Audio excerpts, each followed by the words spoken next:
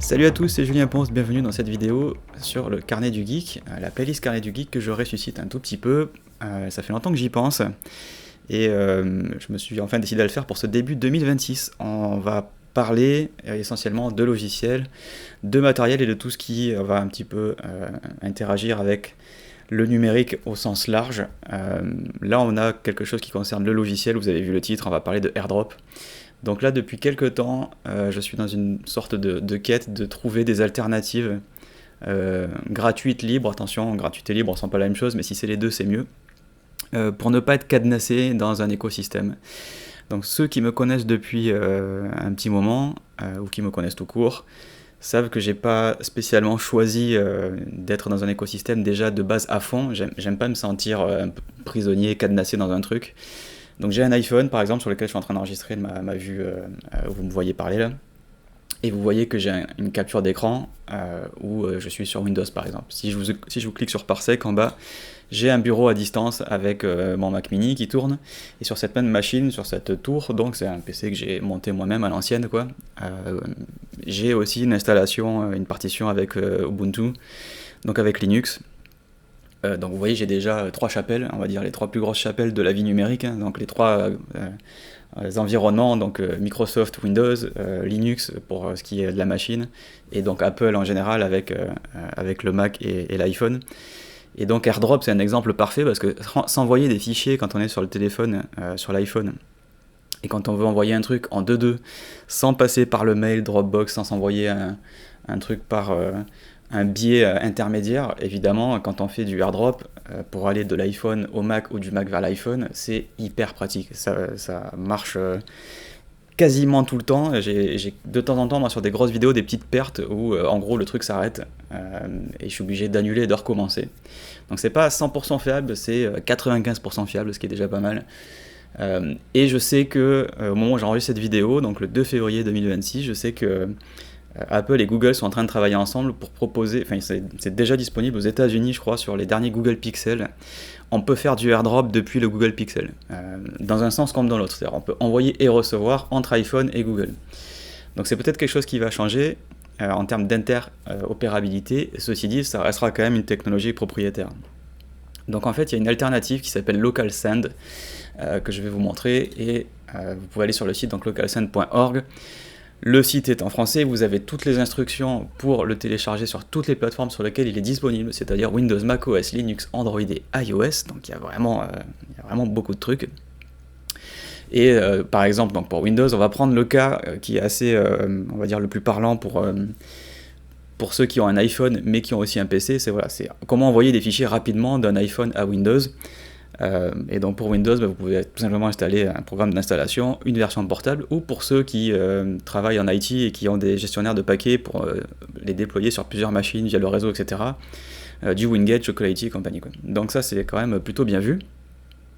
Donc moi il tourne déjà ici, je vais vous montrer à quoi ça ressemble. Alors pour info, donc c'est un logiciel libre, accessoirement je finis quand même ma présentation, c'est un logiciel libre et gratuit, donc non seulement vous payez rien, mais en plus vous pouvez aller sur le GitHub et vérifier les sources par vous-même, si vous avez les compétences, moi je les ai pas, donc je suis évidemment obligé de leur faire confiance, mais il n'y a pas de, il y a une licence Apache, il n'y a pas de profit qui est fait par cette organisation, c'est la communauté qui met de son temps à votre disposition quoi. Le logiciel ressemble à ça, on va le maximiser, même si l'interface n'a pas besoin d'être aussi grande, mais c'est histoire de profiter de tout l'écran. Il y a 2 modes, un mode réception et un mode envoi. Donc on va partir du principe que je veux envoyer, alors je vais pas faire le screencasting, je suis en train d'enregistrer là ma vidéo pour vous parler, donc je vais pas enregistrer l'iPhone, donc on va partir du principe que vous me faites confiance, je suis pas en train de vous mentir qu'il y a des trucs sur l'iPhone que je ne vous dis pas, mais en gros je vais prendre l'iPhone, donc là on va prendre LocalSend sur l'iPhone, probablement interrompre ma vidéo, je sais pas trop comment ça marche dans ces cas-là. Je vais me mettre en mode envoyer et je vais me mettre en mode recevoir sur le LocalSend qui doit recevoir, bien sûr, sur PC, et on va en faire un petit transfert sur le Mac. Donc sur mon téléphone, je vais aller dans Médias et je vais aller choisir une photo et je vais cliquer sur confirmer pour dire que je l'ai choisi. Ensuite, vous avez une liste des périphériques qui sont affichés et donc on les reconnaît par leur nom. Donc là, j'ai Adorable Tomato et si je vais sur Parsec sur mon Mac, il y a un Clever Carrot, donc une tomate adorable et une carotte intelligente. Donc c'est un petit moyen cute. Vous pouvez les renommer hein, d'ailleurs si ça vous branche, hein, on n'est pas obligé de garder ce nom-là. Donc on peut les renommer. Donc disons qu'on va envoyer cette photo sur le PC, donc tout simplement sur la liste des périphériques qui sont à proximité. Donc c'est Adorable Tomato pour le PC, je vais juste taper dessus, boum, vous voyez instantanément que mon Energetic Lemon, qui est mon iPhone, veut m'envoyer un fichier. Il faut évidemment que celui qui réceptionne accepte. On va cliquer sur accepter, boum, voilà, c'est fait. Merci, au revoir. J'ai maintenant dans mon dossier téléchargement une photo, je vais vous montrer ça. Hop, et vous voyez, j'ai une image. Alors, elle est datée de la métadonnée de l'image, ce qui est évidemment assez malin. Cette photo, je l'ai prise hier, donc à 13h58. Et on va l'ouvrir pour bien vérifier. C'est bien l'image que j'avais sur mon téléphone, une image prise à l'iPhone hier à 13h58. Ok, donc là on est bon. J'ai bien reçu mon image, ça a pris 3 secondes, nickel. Si maintenant on passe sur le Mac, on va recommencer, donc je vais aller chercher sélection. Alors on peut aussi faire du texte, copier ce qu'il y a dans le presse-papier. On peut aussi envoyer tout un dossier si on veut. Donc c'est vraiment, on peut faire plein de trucs. On va renvoyer, qu'est-ce qu'on va renvoyer? Je vais renvoyer la même chose, hop, le chat. On va envoyer une vidéo, tiens, juste pour vous montrer, donc une vidéo de 10 secondes d'une lampe à lave que j'ai filmée hier, voilà, confirmé. Ça fait 40 mégas, c'est un petit peu plus gros, et donc on va aller l'envoyer sur Clever Carrot. Hop, voilà, vous voyez sur le Mac, il l'a reconnu tout de suite, c'est vraiment... Alors on a des options, je vous les montre, on peut choisir le dossier où ça va partir, enfin où ça va être réceptionné. Donc je vais par exemple, tiens, vous le changer, on va aller sur le bureau, tout bêtement, et on pourrait changer aussi le nom, on va cliquer sur accepter, et vous voyez le transfert qui a été voilà, hyper rapide, hein, évidemment qui va être limité par votre réseau. On va cliquer sur terminer, et j'ai ma vidéo ici, on va enlever le son, histoire que ce soit... Tac, voilà. J'ai bien ma vidéo filmée à l'iPhone, qui est arrivée en même pas une seconde. Et d'expérience, figurez-vous que sur des très grosses vidéos, genre plusieurs gigas filmées à l'iPhone, je vais revenir juste vite fait relancer l'enregistrement sur le téléphone pour pouvoir vous parler. Hop, voilà, une petite synchro. Donc sur les vidéos plus grandes, c'est plus fiable. J'ai eu des problèmes avec AirDrop sur des vidéos, mais genre de 10 ou 15 gigas, des machins monstrueux, où le AirDrop s'arrête en plein milieu, et je suis obligé d'annuler, de recommencer, de le faire 2 ou 3 fois, parfois de redémarrer une des deux machines. Alors en général, je redémarre le Mac, et pour que ça remarche sur les très gros fichiers, quoi. Ça m'arrive pas tous les jours, parce que je fais pas non plus tous les jours des vidéos de 10 gigas à l'iPhone. Mais en fait, bon, je fais un petit aparté, mais je fais un peu de musique, et je filme nos répètes pour les réseaux sociaux. Et donc on filme genre 1 heure, et donc ça fait des vidéos très grandes, et à chaque fois, du coup quand je veux les rapatrier, j'ai souvent eu des problèmes en fait. Et avec LocalSend, jamais, il a jamais planté. Le transfert est stable, il va jusqu'au bout, il tire parti du réseau. Alors j'ai pas un Wi-Fi de dingue ici, j'ai une Livebox, donc Orange.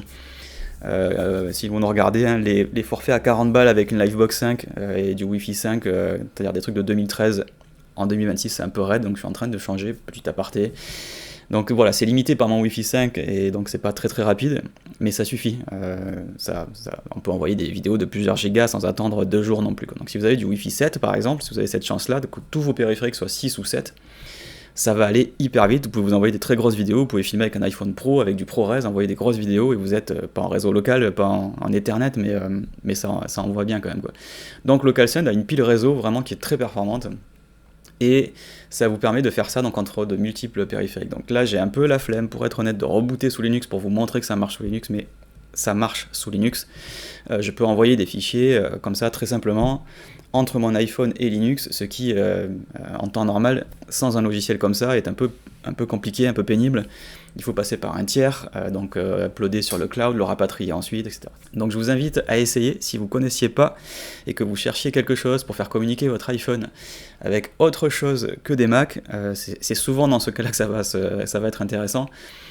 Dites-moi ce que vous en pensez, et pour les autres, dites-moi si vous avez eu des frictions pour échanger des fichiers avec une autre méthode. Est-ce que vous avez trouvé d'autres choses que LocalSend? Est-ce que vous pensez que il y aurait moyen, par exemple, de trouver quelque chose qui soit plus efficace pour des gros fichiers, des plus petits fichiers, d'autres types de médias, d'autres cas de figure que j'ai pas évoqués? Donc là, j'ai dit, il y a fichiers, répertoire et les photos sur le téléphone. Est-ce qu'il y a un truc auquel j'ai pas pensé? Parce que bon, moi je vois mon expérience perso, mais peut-être que vous avez des besoins qui ne sont pas les mêmes.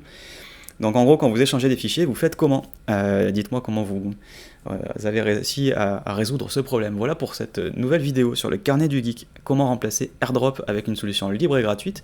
Pour les prochaines vidéos, j'ai plein d'idées, notamment donc le passage sur SoundCloud, mais n'hésitez pas à me dire dans les commentaires ce que vous voulez savoir, ou les domaines que vous voudriez que j'explore dans ce format carnet du geek à l'avenir et en 2026 en particulier. Merci beaucoup pour votre fidélité, on se retrouve très bientôt. Merci, bye bye.